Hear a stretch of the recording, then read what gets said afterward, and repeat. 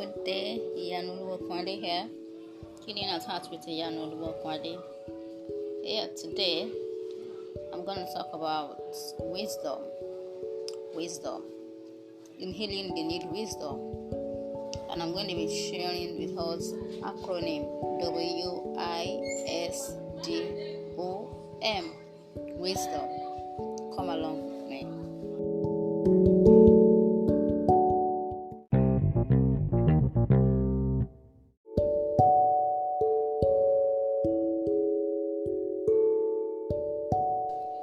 Yes, we are back. Welcome back to this episode, Wisdom in Healing. Here, the first letter W means walk circumspectly. Walk.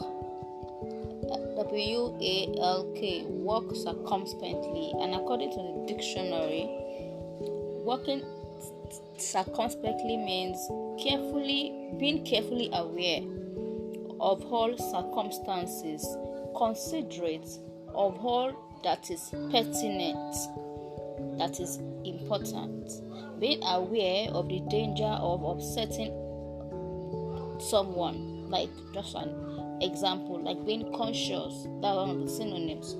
Being conscious, being cautious, being chary, being prudent, being careful, being thoughtful, being vigilant, being wary, like you are trying to take caution in whatever you are trying to do. And this means that in having wisdom in your healing, you know that you need to tread carefully, even with yourself. You need to treat yourself with care. You need to treat your situation with care. You need to be cautious of how you handle yourself, of how you handle your situation. You need to be thoughtful of yourself. Be thoughtful of yourself. Take caution of how you brush aside some issues in your life. Take caution of how you brush aside whatever you see happening around you. Take caution of So be prudent about your emotions, about your feelings, about your triggers. Be cautious. Take caution about it. Be careful to note every situation surrounding what you need to heal from. Okay?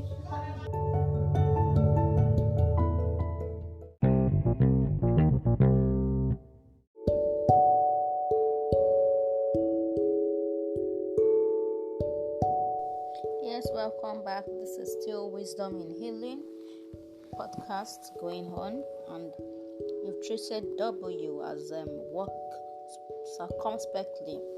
Now we are on to I. I stands for integrity and insight.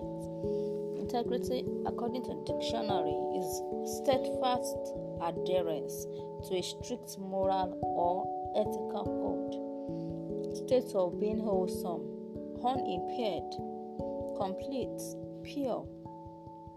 You get you having decency, that is synonyms of integrity. Decency, goodness, honesty, probity, and to insight.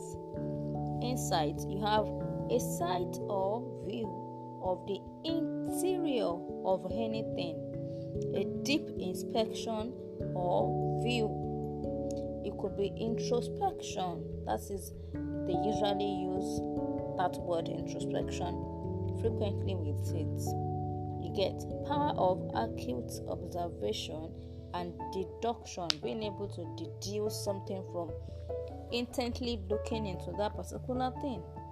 And synonym of that is penetration, discernment, perception, having intuition, knowing things, intimacy. Like intimacy, they always say, into me, see. Like, see into me, I have nothing to hide. Having insight means being able to see things beyond the surface, beyond the facade. Being able to see things in total, like we always use as general cultural slang. So in healing, in having wisdom in healing, you have to have integrity, being whole, being truthful to yourself, being whole, being decent, being good, having goodness virtue, having good virtue. You have to be wholesome, unimpaired. If it is black, don't deceive yourself and call it gray or call it off-white. Integrity is not a positive or negative noun. It is being whole. If your wholeness is half full, be truthful to yourself to say it is half full. If your wholeness is not wanting to pick calls, feeling dejected, feeling abandoned, feeling unloved, be whole to yourself, be sincere to yourself, have insight, look into what happened, trace it, have insight into what happened to cause what is happening to you at the moment. Have insight into it, looking deeply, thinking deeply, checking deeply beyond the surface. I hope you understand this too. We'll move on quickly to the next one shortly.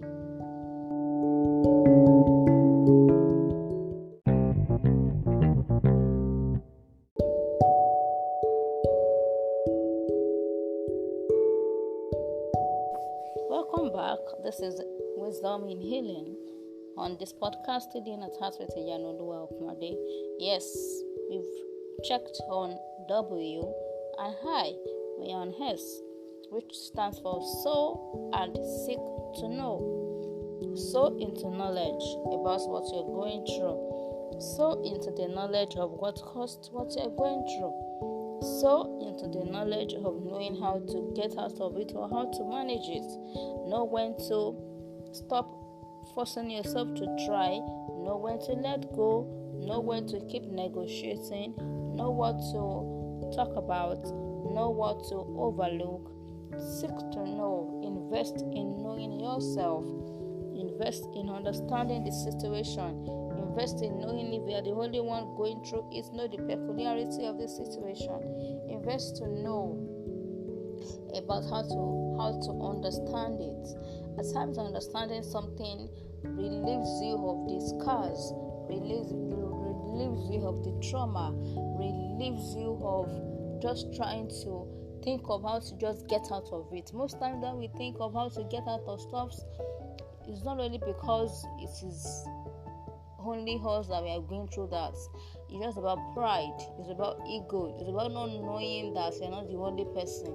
You need to know that you're not the only person going through such. You need to know that it's okay not to be okay. Seek to know. When you seek to know, you understand the peculiarity of the situation, and you are able to give yourself some grace. You are able to give yourself some grace. God and Google are the two G's that are our friend. Those two G's are our friend, God and Google. If you check horizontally up with God and you have been able to ask Him about what you're going through, He will use the channels here on earth vertically to open up to you. So make do with the horizontal and vertical relationships with God and with man.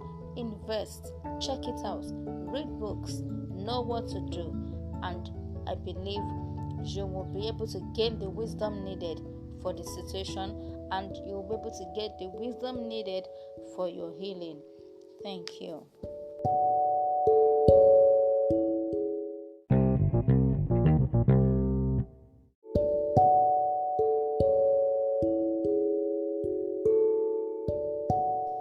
Yeah, wisdom in healing right here, still on the acronym WISDOM, wisdom. We are on D at the moment. Can you guess what D stands for? Let's just continue. Discernment. Again, according to dictionary, the ability to distinguish, judgment, discrimination, the ability to distinguish between things, the ability to perceive differences that exist, the condition of understanding. They were able to discriminate taste, appreciation, perceptiveness, the ability to make wise judgments, sagacity, discretion in judging objectively. Great. And that is about the dictionary. And I wanted to understand something. Discernment is grown. Discernment is built. You build discernment. You develop discernment.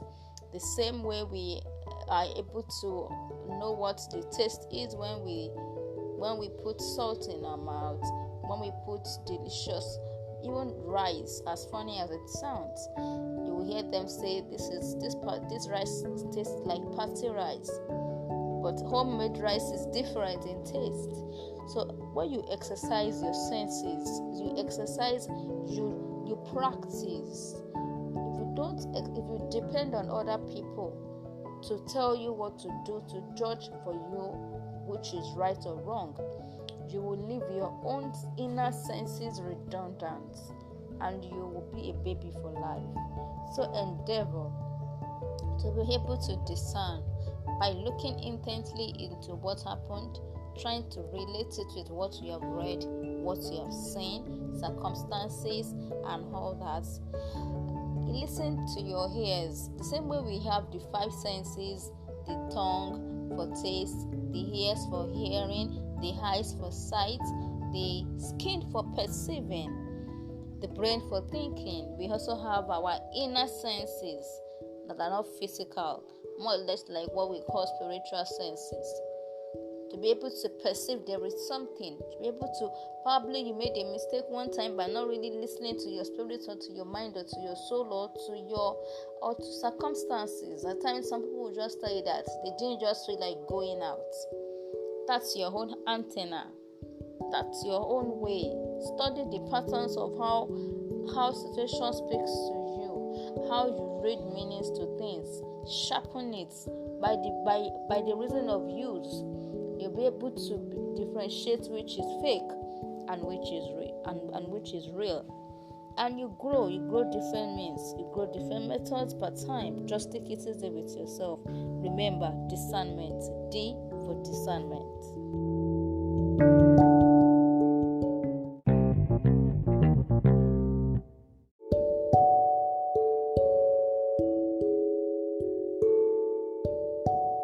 Yes, at times you learn by volunteering for those ahead of you, for those helping those who are your contemporaries, and for those who are coming behind, more or less like nurturing those who are your so-called mentees.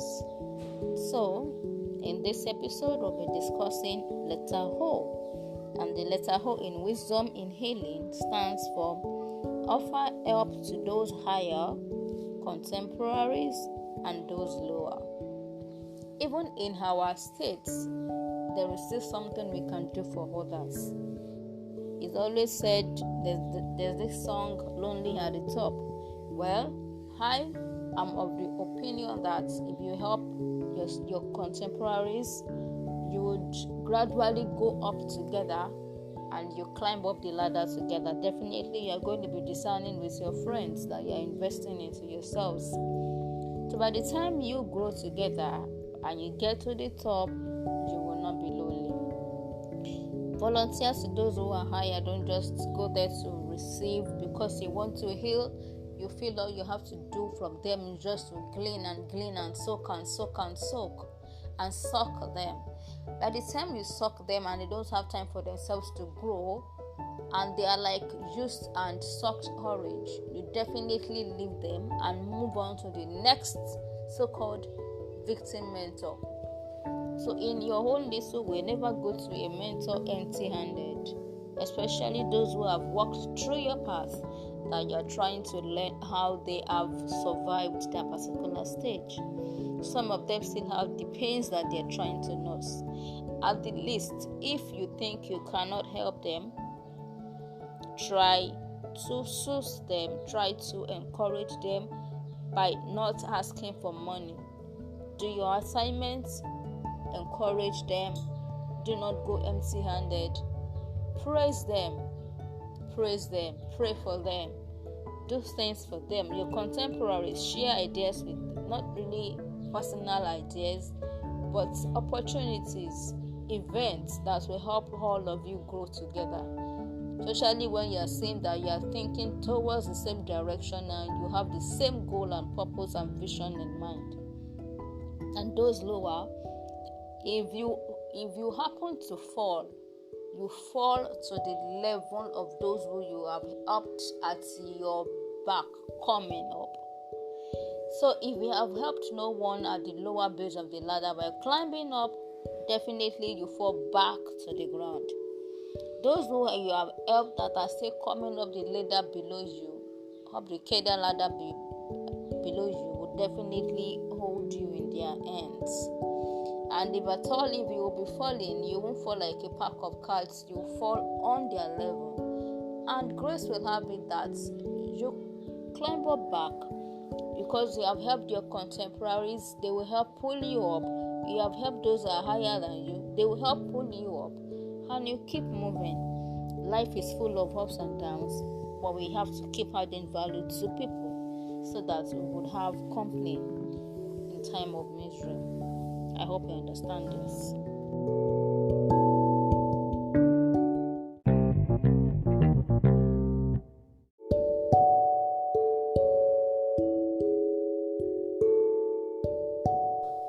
There is no one who do not make mistakes, but anyone who makes the same mistakes over and over and over and over again. It's a concern. Everybody has been there, including me. But this episode is going to talk to us, including myself, how to manage yourself and others. That's the M, wisdom, WISDOM. Remember, this is Wisdom in Healing. Healing at Heart podcast with IyanuOluwa Okunade. And manage yourself and others. In simple terms, in my perspective, after you have done all those, you need to still manage yourself and others. How do I mean? Manage your mouth. When you are not healed and hearty, when you are still trying to heal, there's some statements that other people might not see as is because you are not feeling too well that you have mentioned that. It's like someone who is grieving and you are putting pressure on the person to move on, especially when the pressure to move on has to do with your own selfish gain. The person will definitely spill off some things that you might want to hold on to. And in the advent of trying to justify their distance, they hold you responsible for moving back from you to help you in your time of grief. People are funny. So for example, in managing, not saying the things that people that who are not mature enough will hold your words, will hold on to what you have said in justifying their not helping you.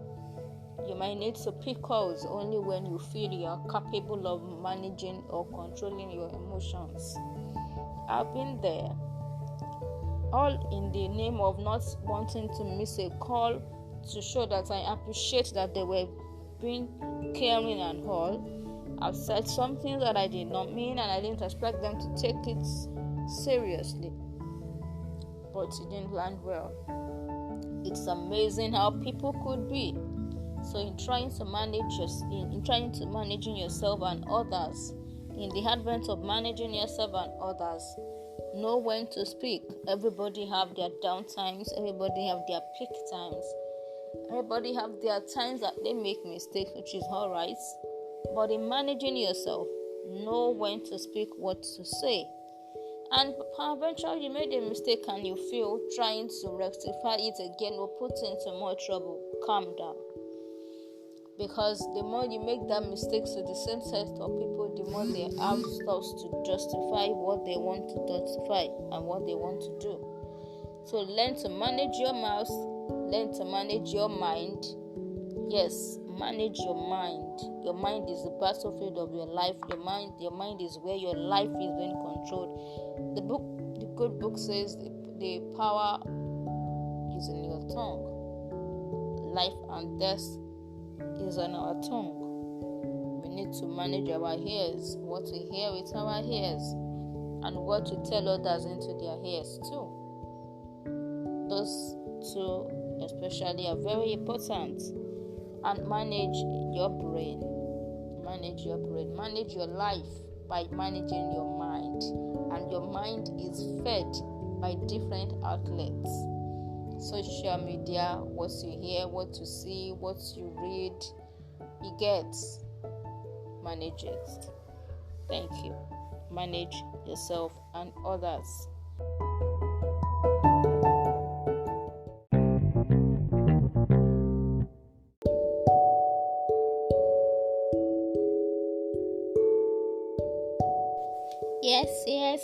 Yes. We have come basically to the end of this episode. I hope you enjoyed it. I hope it was not too long for you to learn from. Wisdom in healing. That's our first episode on this podcast. Wisdom. WAISDOM. Walk circumspectly, integrity and insights. Sow and seek to learn. Discernment. Offer help to others, then manage yourself. Let me know what you have learned so far.